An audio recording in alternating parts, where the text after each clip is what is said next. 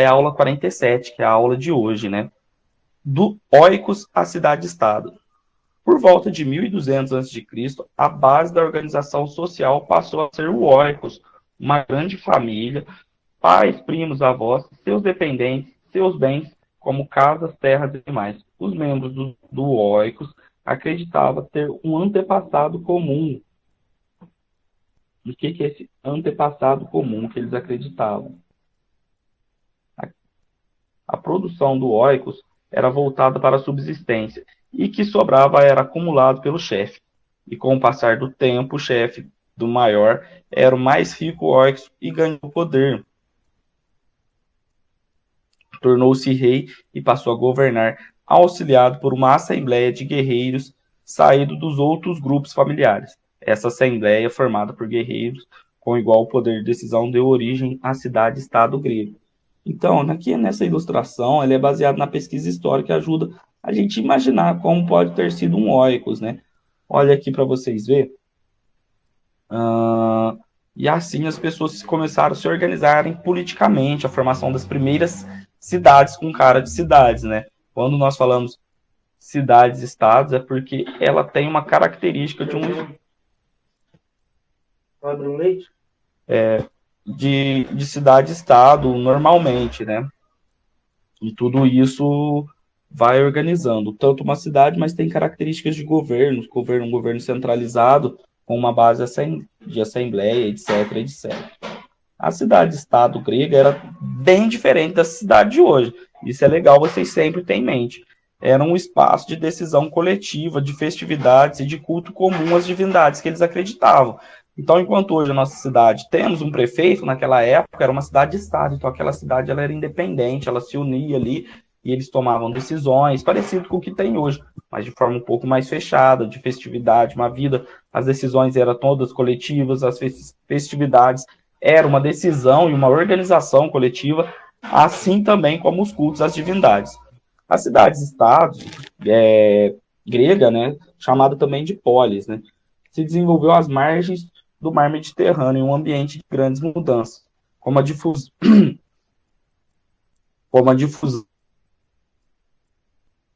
o cavalo de guerra, as construções monumentais, o uso da escrita alfabética, a pintura, a fabricação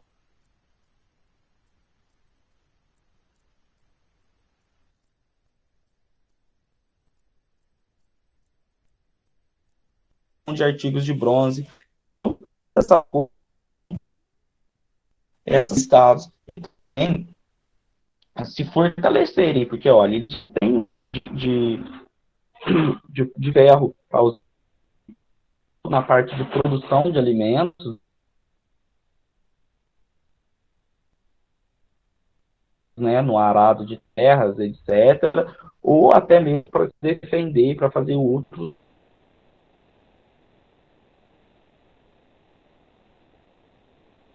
certos em arquitetura de pedra, o cavalo de guerra, são fundamentais características, aquelas coisas outras características da guerra. A escrita nós usamos de alfabética, a escrita grega é bem nossa, mas tem a, as semelhanças diferentes. A cidade-estado ela era composta por três elementos. Era por um território agrícola, um núcleo urbano, eram componentes que possuíam a propriedade da terra. Subsistência, vinho, azeite, entre outras comidas, outros que poderiam ser plantados na região. O núcleo urbano inclui templo, praça de mercado,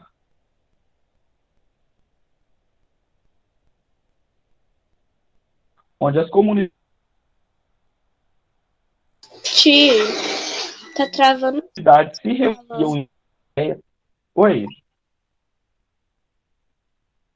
Oi? travando tudo que você tá falando. Não entendi. Tá travando tudo que você tá falando.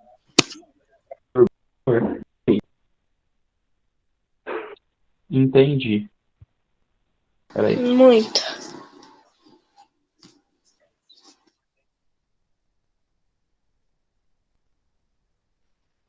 Agora parou de travar um pouquinho? Então, Parou. pessoal, essa Acrópole, ela servia como símbolo e unidade territorial, diferente diferente desse núcleo urbano. Esse núcleo urbano, enquanto o território agrícola servia para uma coisa, para plantar, o núcleo urbano servia para a parte comercial e a Acrópole como símbolo de defesa e unidade territorial.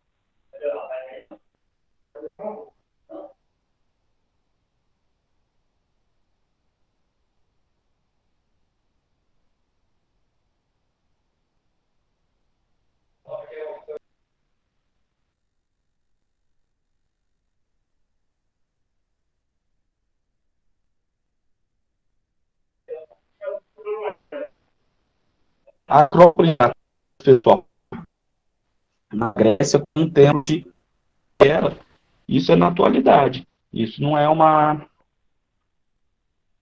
é muito tempo atrás. Isso é os resquícios os resquícios que sobrou, né? Nem resquícios, né? Os fragmentos da parte da história da humanidade num lugar, né?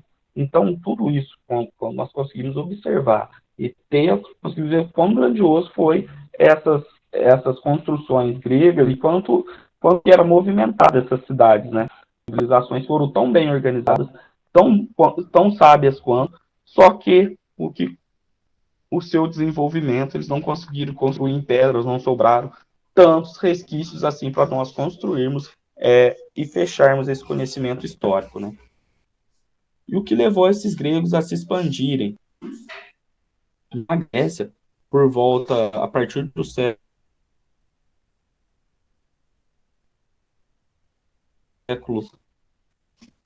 século 8 a.C., o uso do ferro na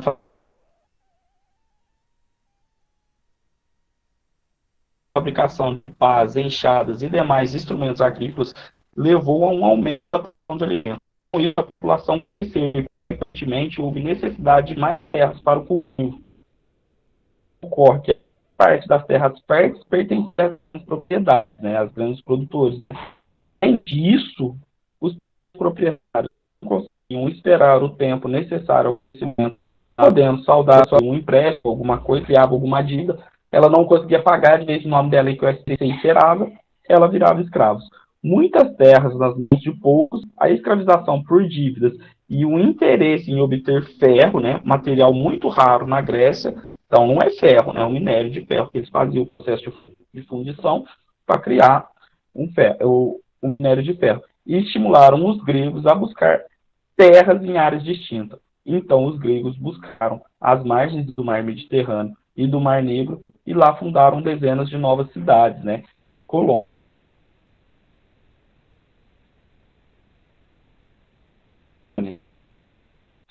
Então, pessoal, nós podemos ver aqui, na aula que vem,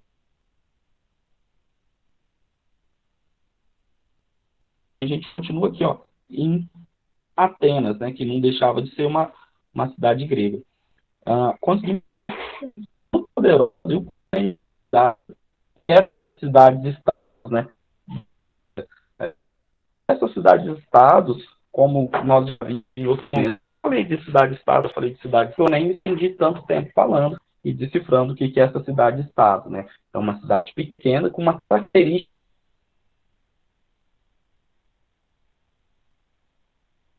já de país, para ficar mais didático e uma maneira mais fácil de vocês entenderem, de país. Então, é isso. Eu tinha deixado também disponibilizado no site outros vídeos para melhor compreensão. Alguém